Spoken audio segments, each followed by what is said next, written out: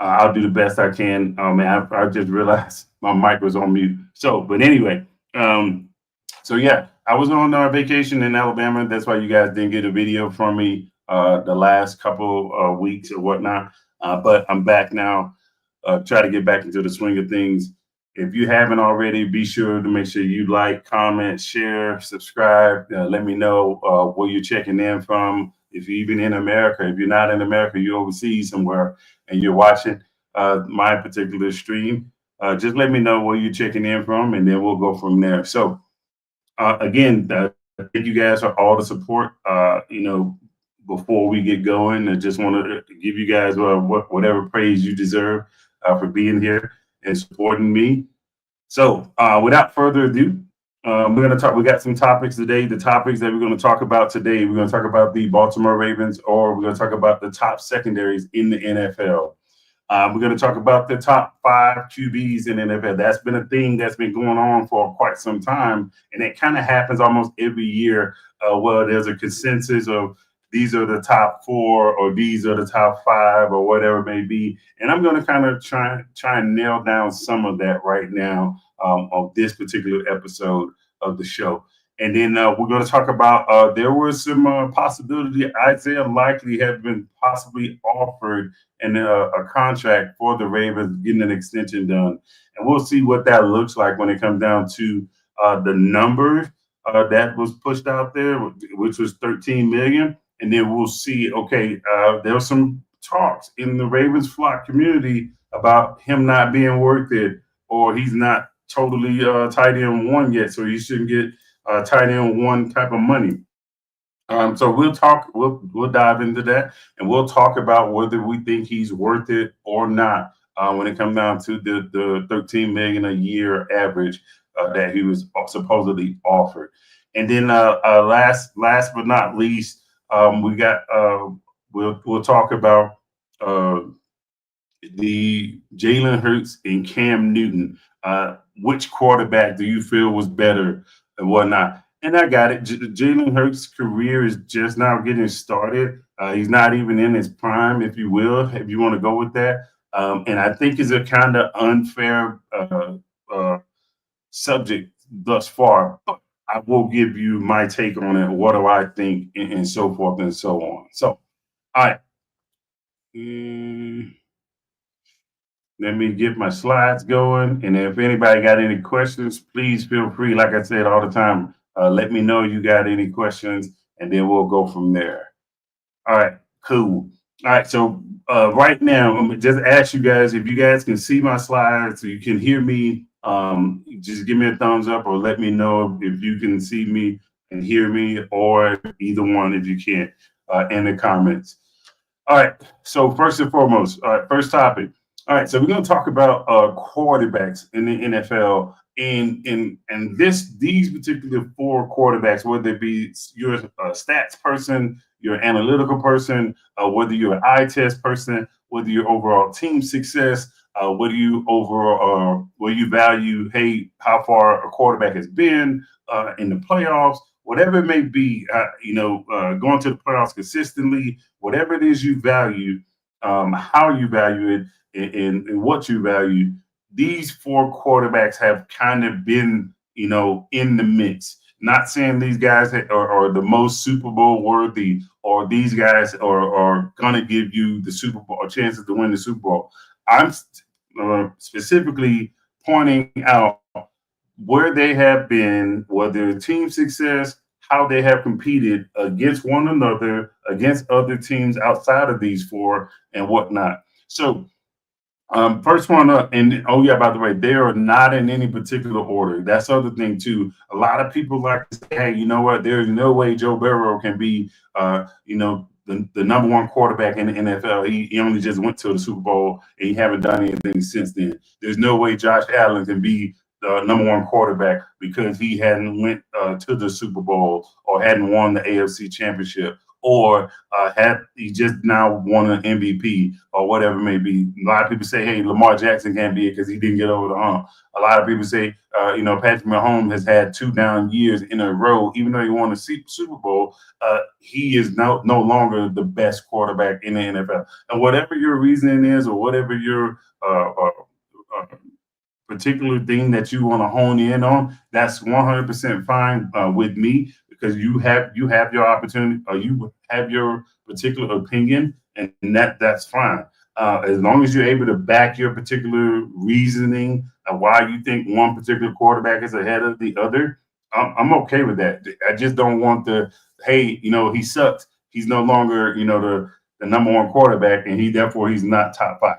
I don't like that. I would like to, let's have a conversation. Let's be able to have a conversation about certain quarterbacks and whatnot. So, and I took out bits and pieces of the stats to kind of help paint a picture for me. And the reason why I said kind of help paint a picture for me is because I think these are kind of a good measuring stick for all of them, instead of saying, hey, this particular team has achieved more than this particular team has achieved, and the quarterback is the leader of that team. So therefore, that particular quarterback is better than the other quarterback. I didn't want to do that. So what I did is I kind of narrowed it down to win-loss record on average. Is obviously, you see this is since 2021. So I basically, totaled up all the wins and then averaged it over those particular years.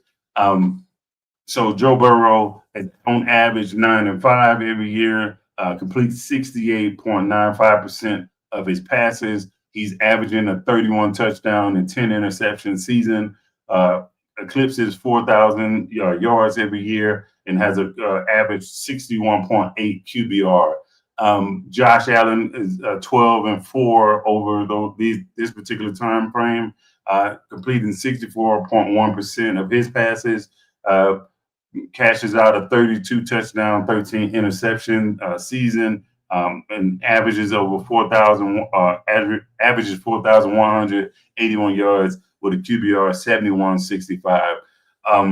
Lamar Jackson averages about 10-4 record per year, completes about 65% of his passes, and on average throws 24 touchdowns and around 7 interceptions, and eclipses 3,243 yards on average per year. And then you got Patrick Mahomes, the last one of these four, averages 12-3 record completion percentage of 67%, 32 touchdowns and 12 interceptions per season, and eclipses about 4,550 yards and a QBR of 69.35. So again, I gave you those particular numbers again because for me to put a guy in the definitive spot for number 5 or even on down to 10, I have to see consistency first. And for me, if you're going to put a 5th quarterback there, it needs to be somebody that's going to be compared to these guys. And I'm talking about from the consistency standpoint. Hey, you can't have a 4,000-yard season one year with 12 touchdowns and 8 interceptions, and then the next year you have a 2,800-yard season, and then you have 35 touchdowns and 4 interceptions. That's not consistent to me. These particular quarterbacks have been there, done that in the regular season. They've had significant wins in the playoffs and whatnot. And for me, I just think these 4 guys is where we're going to start when it comes down to top 5 quarterbacks. Now, the next part of this is where it gets really interesting, because I know some people watch the team have success or watch a quarterback have success over a certain couple of weeks or whatever, and they automatically want to shoe him in as the next best thing, or he's automatically top 5 after one good year of football or whatever it may be. And I don't want to do that. I don't believe that's fair. Here's the reason why I don't believe that's fair. Because once you do that, you put this quarterback in the top 5. Now that particular quarterback comes with those particular expectations. whether it be from you, whether it be from the fan base, whatever it may be, because you yourself as a fan or even a content creator or however you want to work it, if you start to put these quarterbacks in these particular spots, top five, top 10, top 10 all the time, top 10 all time, top five all time. When you start to do that, those expectations come with it. That's why, again, even with Lamar Jackson, me being a Ravens fan, the people after the 2019 season, people wanted to put him, hey, you know what? He's top five in the NFL. Absolutely not. Did not want to do that.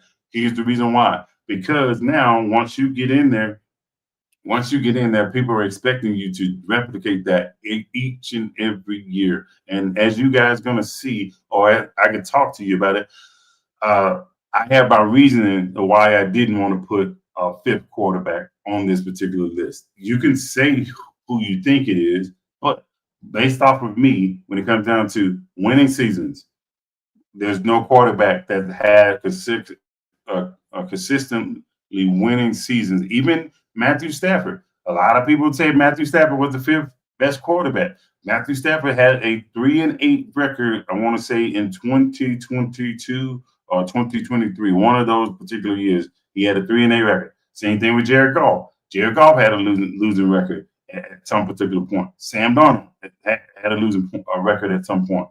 Baker Mayfield, he played for two teams in one season, had a losing record. So again, when it comes down to it, you're arguing a point for what you want, but there's no real definitive answer when it comes down to, hey, this particular guy has gave me 30 plus touchdowns and less than double digit interceptions, or this particular quarterback has completed 75% of his passes.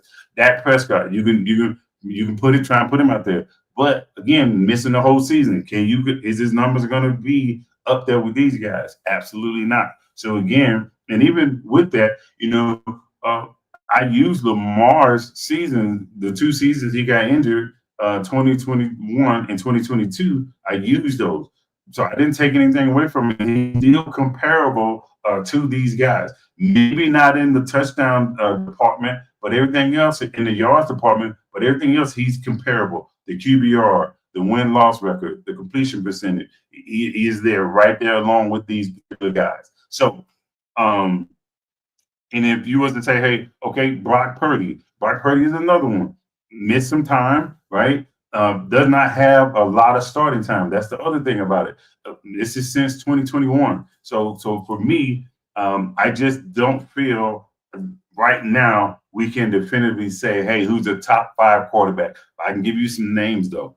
You can go Matthew Stafford. You can go Jalen Hurts if you want to put Jalen Hurts there. You can go Jared Goff if you want to go Jared Goff. You can go Dak Prescott. You can go Baker Mayfield.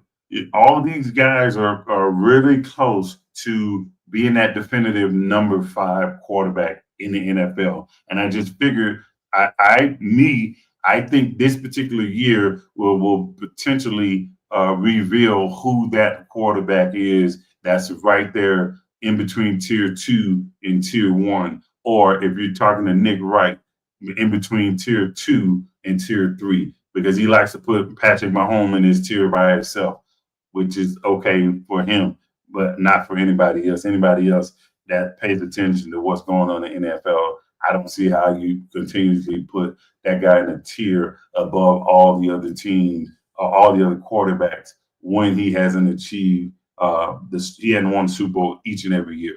Now, hopefully he'll wisen up and he'll speak with a little bit more objectivity eventually. But I don't think anytime in the near future he's going to start doing that. I think he's going to continue to have that bias towards Patrick Mahomes and keep putting him in his own tier, which I don't believe. So, all right, but just to recap, again, these are the definitive, top 4 quarterbacks, however you want to slice it. If you want to say Mahomes is number 1, Allen is number 2, Lamar is number 3, Joe Burrow is number 4. You want to say Joe Burrow is number 1, and vice versa.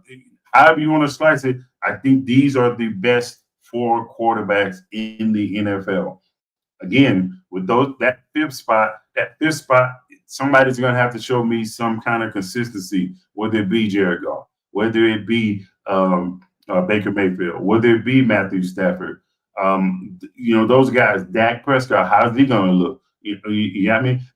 Baker Mayfield, I want to see what those guys look like when it comes down to, or Brock Purdy is another one. I want to see what those guys look like this particular year. So now, when I get asked who are the top five quarterbacks, I can definitively come to you guys and stand on something about who I think is the fifth quarterback or the most consistent quarterback in the NFL currently. Because right now it's kind of like, hey, 1 year good football or 2 years of good football, then you miss a whole season, or you don't have enough years of football. Because that's the other thing too.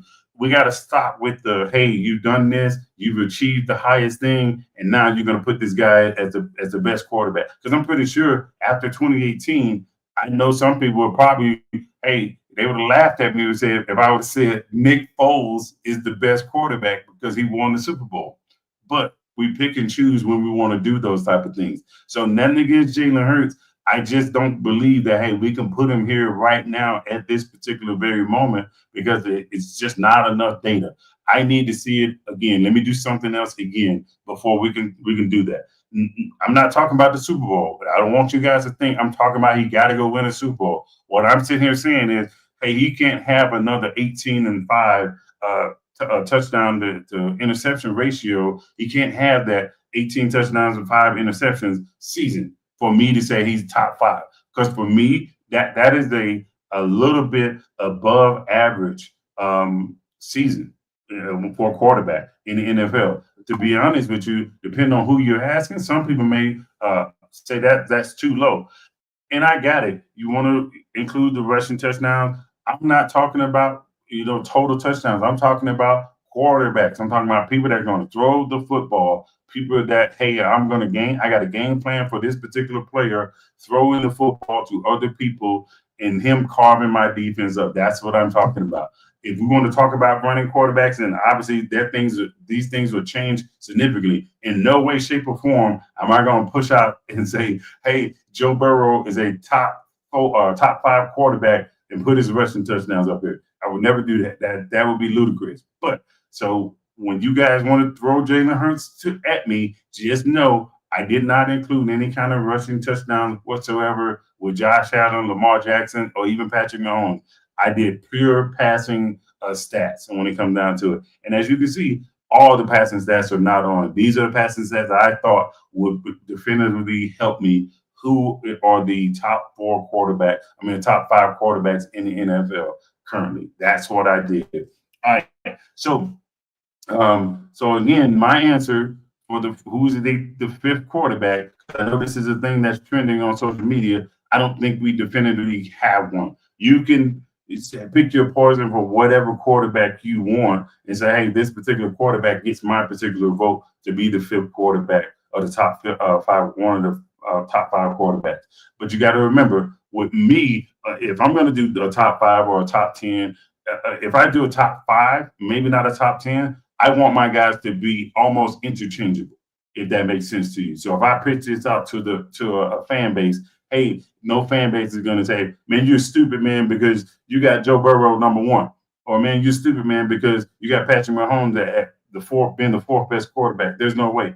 So just make sure you guys understand my rhyme and reason for doing this particular list the way that I did it. And again, I did not rank these guys 1 through 4, whatever it may be. I just gave you, these are my 4. You pick the fifth, however you want to do it. If I had to put my thumb on it, the closest I'll probably get to it would be a Matthew Stafford. That's the closest I can get to it when it comes down to people having the starts, the QB starts, and could be a top 5 quarterback in the NFL. All right, so let me check the comments, make sure I don't got no comments or anything like that. All right, cool. No comments. All right, cool. Moving right along. All right, so now we're going to talk about something that's been pushing out. It's been pushed out for quite some time. People are talking about, the top 5 NFL secondaries. They believe the Denver Broncos had the best one. Some people believe the Houston Texans had it. I even seen some now as of late where the Patriots are starting to creep in on some people's radar and whatnot. I'm going to give you what I think based off of the complementary pieces. And when it comes down to the depth, the complementary pieces, I don't care too much about the versatility if I don't have depth. Because it does you no good to say, hey, okay, I got this cornerback that can play safety, but then now if I take him out of the cornerback spot, I leave a hole. I leave a potential hole in the defense. So that's one of the reasons why I couldn't put certain teams on here. I'm gonna reveal one team I couldn't put on here for that particular reason until I see what their safety positions look like. Because if you take and put the cornerback at the safety, what does your depth look like now? Because you brought this guy in to be a cornerback.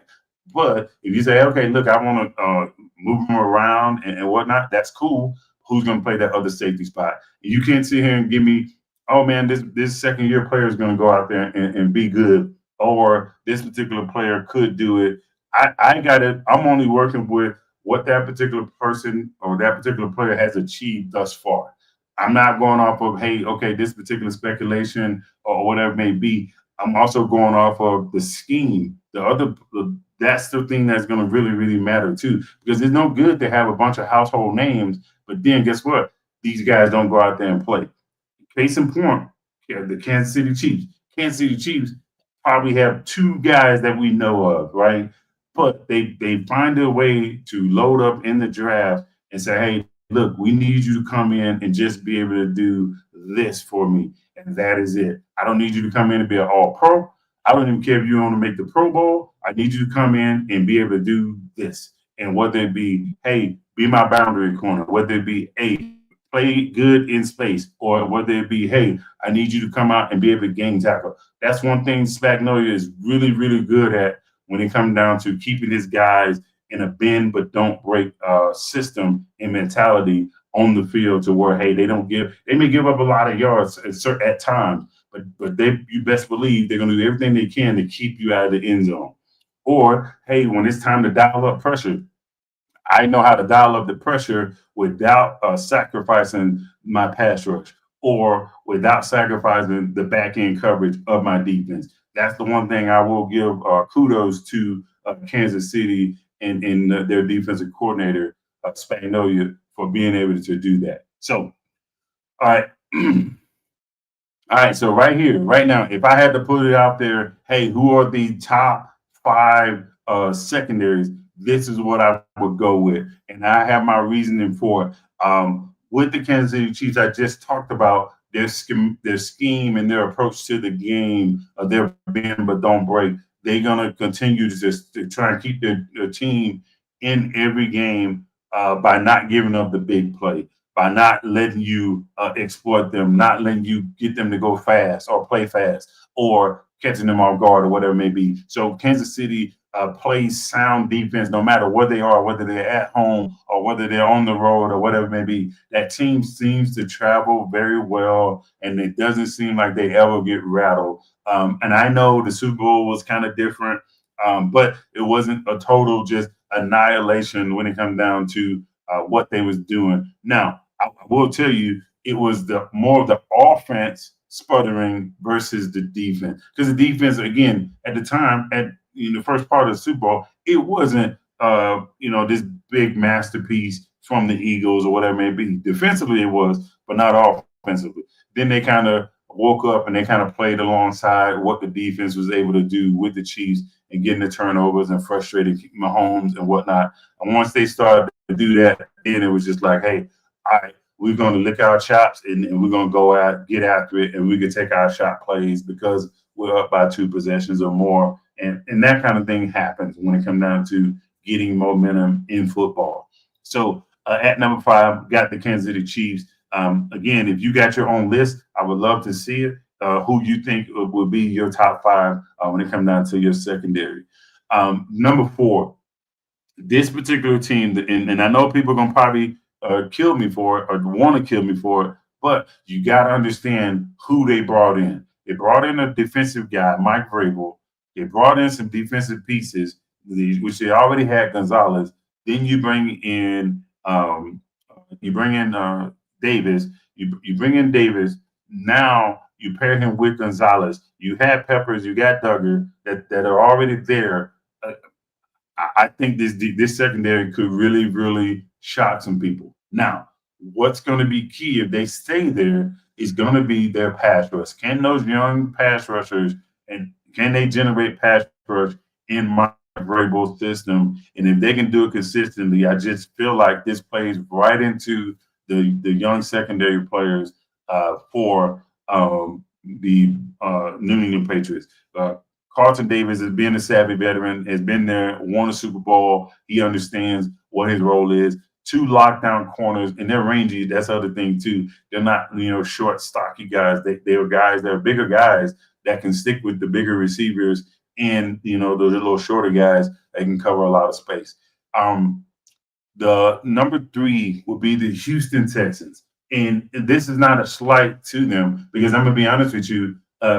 Some lists you see or some teams that you see, you look at the Texans or the list that you see, some people say the Texans they have the best secondary, right? With Lassiter, with Stingley. Some people believe that, hey, these guys, based off the totality of their defensive scheme with D'Amico Ryan and what they have top to bottom, they believe that hey, the Texans could upset a lot of people this particular year because of what they have on defense and what they did in the draft in free agency. And I will tell you, I wouldn't shy away from that if somebody said that. If somebody said, "Hey, the Texans are going to be the best secondary in the league," I would not have any issues with that, based off of what they have built for about 3 or 4 years right now. When it's come down to drafting Stingley, bringing Lassiter, Petrie, getting those guys up to speed and not putting too much on their plate too early, and allow them to gradually get better. And as the game starts to slow down to them, that's when they get into the conversation for Pro Bowl and All Pro. And I believe that these guys are playing and firing on all cylinders as a unit. And the only downfall from this would be, hey, what does, again, like I said with the Patriots, what does the patch, and that's for any one of these units. I don't want you guys to think that I'm only picking on certain teams. What does the pass rush look like? And the reason I say what does the pass rush look like, because now if I can speed up the quarterback to get the ball out of his hands and I'm staying in position, now I can get easy interceptions or pass breakups or throwaways or whatever it may be. And that only works for the betterment of the unit itself as a collective when it comes down to the defensive unit. So I like the Texans at number three. My reason for that is because again, they got a bunch of young guys and they allowed them to grow without trying to give them too much too early and too soon. So number two, again, this is one of those ones that they could be interchangeable as well, just like the Texans. They could be your number one with Pat Surtain, Cooper. The thing that I like about the Broncos, right? And then I believe they did take Jahdae Barron again this year. I'm sorry, this Jahdae Barron from Texas, the Longhorns this year in the draft. So what I like about them, it's the same ordeal, but they have a bona fide pass rush. Not saying the Texans, not saying the Patriots or the Chiefs. They have a definitive pass rusher, a couple pass rushers, young pass rushers that can get home. And as long as they can continue to get home, I don't see the Broncos being secondary wise. I don't see them dropping lower than three when it comes down to the secondary. In totality, in the entire defense, some people have them the best defense overall. Okay, again, I wouldn't shy away from that. If somebody said the Broncos are going to be the best defense this year, I would not have any issues with that based off of what they got in the draft, what they did last year, and who they still have on their coaching staff. Again, I won't take anything away from them. Okay. Before I get to number one or explain the number one, I'm gonna give you guys some honorable mentions because I can sense it. Some people are probably gonna message me and say something crazy to me like, "Man, you're a hater, man. You should have put this team on there, or this team should have been on there, or yada yada yada, and so forth." So I'm gonna give you three teams that secondary I believe could crack this particular list. The Seattle Seahawks, the Pittsburgh Steelers, and the Detroit Lions. All three could crack this top five and possibly get up to as high as the number one or number two spot based off of what the pass rush looked like, right? And then what kind of scheme will they continue to push out there? The reason why I didn't put the Steelers as a definitive number five or top five is because of what I talked about earlier. We talked about the versatility, but how do you get these guys on the field? Because what I don't want to have happen is that, hey, okay, look, I'm going to put this guy on the field in a spot that he hasn't played thus far. The other thing about it is, hey, how much training is going to happen to do that? Because again, I love seeing or hearing people say, hey, if you play cornerback, you can play safety. It should be no issue. You should be fine. No, absolutely not. As a defensive back coach, no way, no how. Because what happens, right, is you got to be able to cover space and you got to be able to read from the hash down. And the other part about it is if you can't tackle as a cornerback, imagine what that looks like if I take you as a corner and put you out as a safety and say, hey, you know what? Because you can cover ground, we just want you to cover ground. But then, oh yeah, by the way, wait a minute. If somebody, I got to tackle somebody that I'm not wanting to tackle as all already as a corner, then imagine what that's going to look like as a safety. My missed tackle percentage is going to go through the roof because now I'm just going to say, hey, look, all right, we're going to go 3 by 1 side, and I know you're going to be the safety backside or whatnot. Guess what I'm going to do? I'm gonna run a play that's gonna put me on the island with you. Put you on the island with me. Now I got to see if you can tackle me, right? Or I put somebody in motion. Put somebody in motion. Have an RPO action off of it. Now I put that particular tight end back out there with you, and you don't want to tackle already. Guess what? I'll live with the results. I'll live with the results as the offensive coordinator. So again, the three teams that I was talking about were honorable mentions: Seahawks, Lions, Steelers. Okay. Anybody else after that you want to say, hey, okay, look, coach, I think you're wrong, man. You should have put this particular team out there. You should have put that particular team out there. There are some teams that got some good pieces, but they also got some holes. They also don't have a lot of depth. All right, whether it be the nickelback position, whether it be the off safety or a strong safety position, or whether it be the free safety, one or the two. Now, what would change if the Steelers were to take and sign Justin Simmons? And I know Raven fans, you don't want to hear, but if the Steelers were to sign him, the Steelers would possibly move in the top three. They would definitely be in the top five. They'll probably move in the top three. Now, who would I have to take down or push down or whatever it may be? If I had to, it would probably be the Texans will move down one spot. Right, Texans will move down one spot, and then we'll insert the Steelers, or depending on the. Well, no, never mind. That's what will probably happen. Is Texans will probably pop down, and then again, if that happens, those top four teams again are still interchangeable anywhere 1 to 4, based off of what they have, their versatility and their depth. All right. So without that, without further ado, now we're going to talk about our Ravens. I just feel like we haven't even talked about some of the younger guys, some of the younger pieces that the Ravens have on this roster. Like TJ Tampa does not get any kind of love. He's been doing his thing in OTAs, and he's been a shining spot. Same thing with Sanusi Kane. Bo Brady was before he got his ankle issue. I just feel like if those guys were to turn the corner, that even solidifies the number one spot for the Ravens even more. And I know all the other teams have younger guys that are on their roster that they're looking to turn the corner.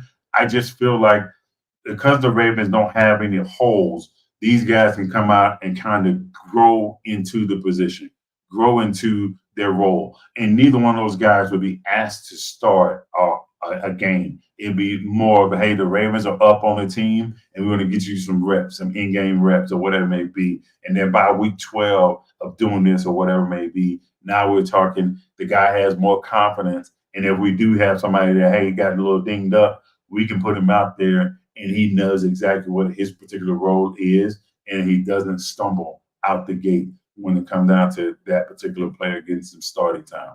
The other part about it is that the Ravens have a luxury if they put a nickelback on the field, because that nickelback could be in anywhere Marlon Humphrey, Jair Alexander, it could be Chidobe Awuzie.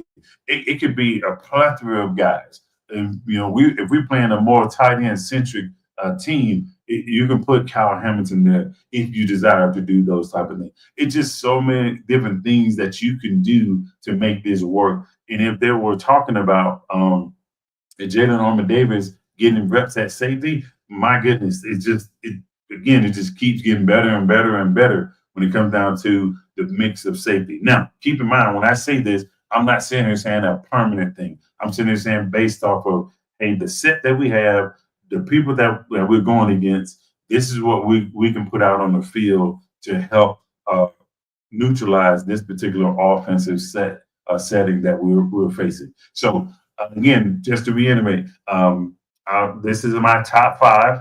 Okay, no particular measurements that I was looking at. I looked at there are some stuff that I looked at, but I didn't say, hey, okay, look, this particular team is definitively better than this particular team because of this. The thing that I looked at is the depth, the versatility of the players that they have on their team, how long they've been in the scheme, and what their coordinators look like, coordinators and position coaches. Because again, it's a lot to ask a new coordinator to come in with new guys and come out and be a top five secondary. It's a lot. That's so much to ask for a coach to be able to achieve that in his first year. No matter if that coach was a Super Bowl winning head coach, it's a lot to come in to have him come in with new pieces and say, "Hey, go be a top five defense or top five secondary."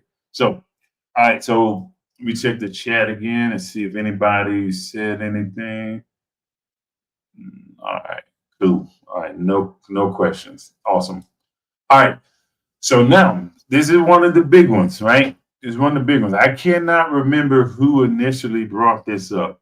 Somebody somewhere on one of the networks were saying, Jalen Hurts has eclipsed Cam Newton when it comes down to where their careers have, or he's peaked higher than Cam Newton.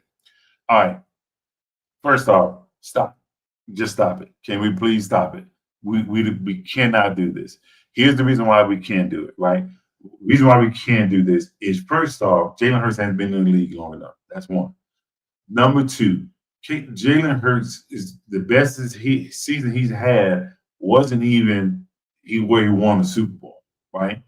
So saying that he won the Super Bowl and he's better than Cam Newton because he won the Super Bowl, that's a wash. That's crazy to me.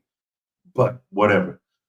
I don't like when people do. I just do not like it because again, if you take that same measurement and you say, hey, all right, since we're going to do that, I'm going to say Joe Flacco is a better quarterback than Dan Marino, right? Because he never won a Super Bowl, so Joe Flacco is better than him, right? That seems ridiculous because at one point Dan Marino was the face of the league when it comes down to the quarterback position at one point, right? So the other thing is he had a 5,000-yard season, a couple of them, right? Without a 1,000-yard receiver, without a 1,000-yard running back. The guy was just out there slinging the ball back and forth to at times no name receivers, right? So when it comes down to that, I think you got to look at everything. You got to look at everything. I can't take a team accomplishment and say, hey, the team accomplishment was this high, so you're essentially better than this particular player. So what I did, I took their best statistical season when it comes down to what they achieved individually, right? What they achieved individually. And I got it. Some people are going to say, well, Jalen Hurts has more passing yards in this particular season. Well, guess what? He didn't have that many touchdowns, and he didn't have this. He had 5 interceptions. And I think it was 2024 last year. I think he had 3,800 yards or something like that. But he had 18 and 5. Again, I mentioned rushing touchdowns, right? But again, if you put that out there now, it sways towards Cam Newton because guess what? Jalen Hurts was more of a rusher, short yardage rusher versus Cam Newton. You got me? That's again, I'm not sitting here saying Cam Newton didn't have short rushing touchdowns. What I'm sitting here saying to you again, if I say, hey, look, I got a game plan for this guy week in and week out, the guy that I'm worried about more is Cam Newton. Here's the reason why. Supporting cast. If you look at his supporting cast, right? There were times to where he had 1,000 yards receiver, whether it be Greg Olsen, whether it be Kelvin Benjamin, whether it be Steve Smith. There's times that he had running backs, D'Angelo Stewart. I'm sorry, yeah, D'Angelo Williams and Stewart. He had those guys, but it was, hey, were those guys doing that regardless of what Cam Newton was doing, or were they doing it because of what Cam Newton brought to the table when it comes down to game plan? Because there are times to where, hey, D'Angelo Williams, you don't know where he was, right? Same thing with Tober. You know, for a long time, Tober was just a bulldozer in or around 5 yards and less of the goal line. So he's equivalent to the Eagles tush push, if you will, for Mike Tolbert, right? So and then you had Christian McCaffrey. Christian McCaffrey, I think he had him for 2 years or whatnot. Christian McCaffrey had that 1,000 yard receiving and rushing yard, what you call it? But then what did he do to help get wins? Yeah, but if I target a guy 140 times receiving as a running back, you better have 1,000 yards. You better have 1,000 yards. So not sitting there saying, hey, that was to a lesser extent for Cam. What I am sitting there saying though, that was the game plan to help. Hey, how do I take some of this pressure off of Cam Newton? All right, this is what I can do. Hey, we start dumping the ball off to the running back, right? Because people were coming after Cam Newton because they knew if I gave Cam Newton time, he was going to sit back there in the pocket and he's going to run on me. And if he start running on me and my linebackers are down the field, I don't want him to get to the secondary level. You get to the secondary level, guess what happens? Nobody's going to tackle this guy. 6'5", 255, 260. Nobody's tackling the guy in the open field. The guys that can tackle him are down at the line of scrimmage. If I send my linebackers off, on the left or to the right, and they're running down the field with these guys, it's the average safety is not tackling the guy. The average cornerback not tackling him, not in the open field, just not happening. That can't be said about Jalen Hurts. So when Jalen Hurts takes off, not saying he's not a good runner of the football. He's a great runner of the football. I believe he's a good runner, good passer of the football. I'm just sitting here saying to you, if we were to take and flip flop those teams, we're talking. I can tell you for sure, Jalen Hurts does not go 15-1 with that roster in this 2015 season. I can almost assure you, the Eagles probably go undefeated with prime Cam from 2015 with the roster that they have. And again, not taking anything away from Jalen Hurts. What I am sitting there telling you is if you put more talent around him to where, hey, this particular line is going to block for him no matter what, and you got an actual running back in Saquon Barkley that can take and go hit his head on the goalpost from anywhere on the field, and then you give me potentially 2 number 1 wide receivers, and then, oh yeah, by the way, you give me 2 top 20 tight ends, that's consistent even in the playoff. Yeah, you better go 14 and something or 13 and something. If you don't, that says a lot more about these particular quarterbacks versus about the particular team. Because I remember now this other thing, I want to say it was 2023 when the Eagles went on their losing streak. There were talks about, Jalen Hurts may not be the answer. Nick Sirianni may be fired. There's all these talks that I was hearing, and I hear it even as an outsider of the Eagles fan base, hearing that, I was just like, what's going on? But then as you've seen it, the Eagles were losing games consecutively. I think they had lost like 6 games or 7 games or something like that in a row or either they were like 1-6 in the last 7 games, or something crazy like that. So where they just nosedive for the last part of the season, and then it was like, hey, all right, do we really need to blow this thing up and then start over, or what? Because they were coming off of success or getting to the Super Bowl, so they were like, hey, uh, hey, we got there, we didn't win it, but then now what? Then now what? So again, I believe for me, um, Jalen Hurts does not move the needle like a Cam Newton, a prime Cam Newton. Let me rephrase that. A prime Cam Newton. A prime Cam Newton, just with his abilities alone, moves the needle significantly if you put him on that 2022 Eagles team or that 2024 Eagles team. Either one of them. You put him on either one of those rosters, I can almost assure you the Eagles are probably sitting on a cusp of a 4-peat, if not already achieved it, based off of when he came into the season or came in to be the starter. If Cam Newton comes in at 2020, yeah, I wouldn't be surprised if they weren't on the cusp of having a 4-peat in the NFL with Cam Newton at the helm.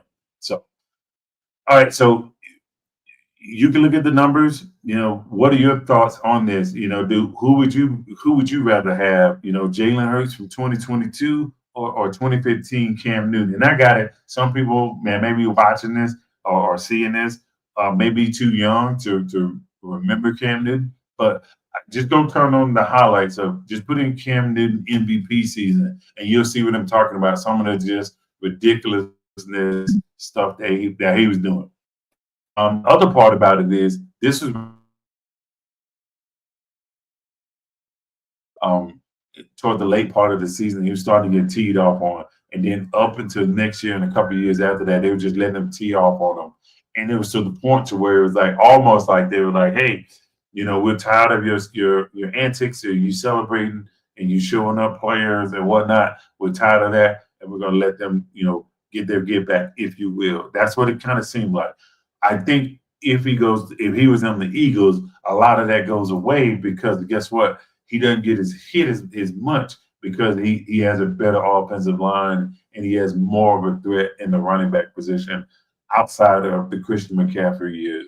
Even with the Christian McCaffrey years, they were so short and far in between. It wasn't effective.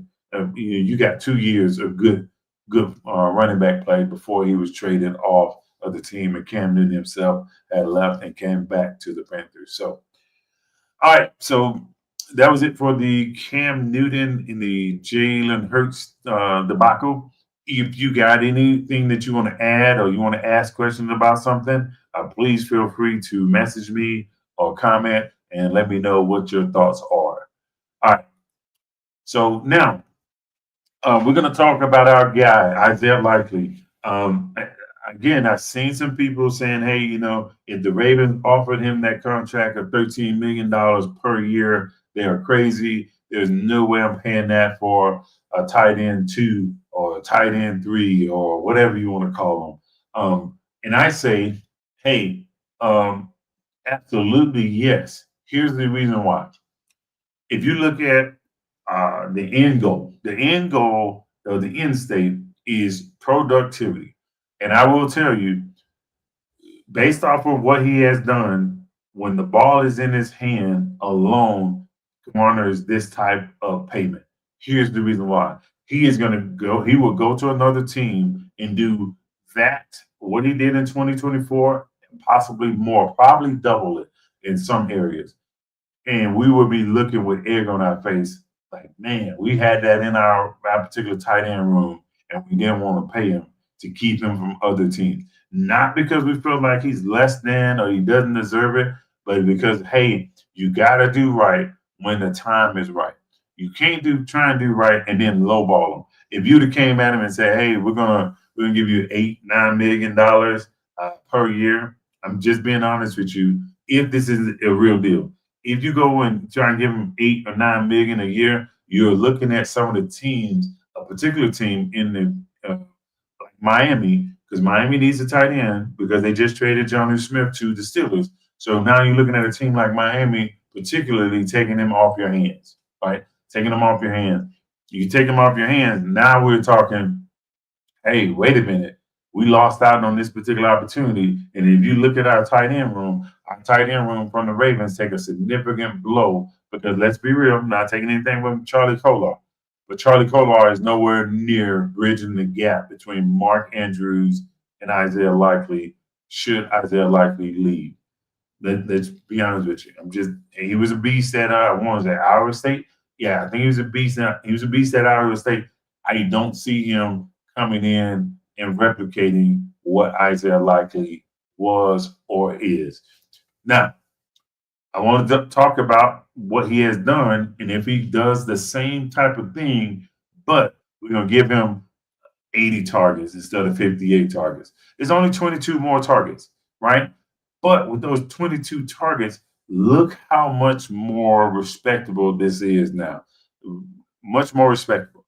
First off, if I didn't even change his catch rate, I just left his catch rate at what it is, right? So if he has a 72% catch rate, is meaning that ball coming to him, he's catchable ball and he catches it. He balloons to 57 receptions, which is respectable, right? Because again, our wide receiver are catching these type of wide receiver two are catching these type of receptions, right? He will have 647 yards off of these 57 receptions, and he'll have 8 touchdowns. Mark Andrew had 11. Rashard Bateman had 9, I want to say, last year. So just think about that. And there's only 2 more touchdowns, but now I'll have three receiving targets with 8 or more touchdowns on my roster. That's half of what Lamar Jackson throws in a year between 3 guys. So just think about that, right? Right then and there, I think we're maximizing the productivity for Isaiah Likely if we get him to the 80 target. I'm not sitting there saying we got to stop at 80. I would like to see what it looks like if we get him 80 target. And I talked about this in one of my other videos about if Lamar Jackson gets to 500 attempts. If Lamar Jackson gets to 500 passing attempts, this 80 targets is more than doable for a player of Isaiah Likely's caliber. So, but so yeah, I think he can do this. I think for sure he can do this if we give him those 80 targets. If we get him those 80 targets, I think he can do this. I think this is highly achievable for the upcoming season. And if he does this, I just think that's gonna make people want to give him more and more attention for the defense as they play the Ravens week in and week out. And instead of just letting them get mismatches, they're going to basically say, look, we got to take Isaiah Likely out of the equation. And if they take him out of the equation, now that opens it up for some other receivers or targets for Lamar Jackson and whatnot. And it'll be a beautiful thing. It'll be a beautiful thing for Isaiah Likely to not only get his extension, but have a highly productive year after getting said extension, because we all know sometimes when people get their extensions, they kind of dial down the production, if you will, and whatnot. So that was the last topic, and I'm going to sit here for a little bit. If you guys got any questions or whatnot, you got something that you want to get answered or whatever it may be, I'll just hang out for a little bit. If you haven't already, make sure that you guys like, share, comment, and subscribe. Okay, what's up, Don? How you doing, man? I see you putting on there. Yep, he's just said, "Hey, coach, how you doing? Like the stream, like the Ravens, from top to bottom. The O line need guard depth, D line no depth. Most nervous about the kicker. Yeah, 100%. Just like I was talking to Engraven about this. He said the kicker. I was nervous about the punter as well, because I know if we can't flip the field at any moment's notice, that puts the opposing offense at an advantage and us as a disadvantage at defense, meaning that they don't have to go a longer field. I think if our punter can boot the ball successfully and consistently enough, I think he can be an asset that'll help out our particular defense. And if it helps out our particular defense in the way that I know it can, that just helps us in the long run up until January, and who knows, probably February, depending on what we look like in the regular season and how we are able to maximize the production on both sides um, up through the regular season and into the playoffs. So, all right, so no more comments or questions or whatnot. I'll hang out for about 2 minutes, and then if no comments come in, I'm gonna go ahead and get out of here. I know you guys got things to do. You guys got work tomorrow, as do I. Um, so yeah, again, thank you guys for all the support up until now. Thank you for any continued support, any kind of support that you're showing to me, whether you're liking, you're sharing, you're commenting. I'm 100% appreciative about anything. Again, shout out to Don C for leaving that comment, watching the stream and whatnot. So, all right. So again, thank you guys again for all the support, and you guys have a good one, and we'll see you guys in the next one.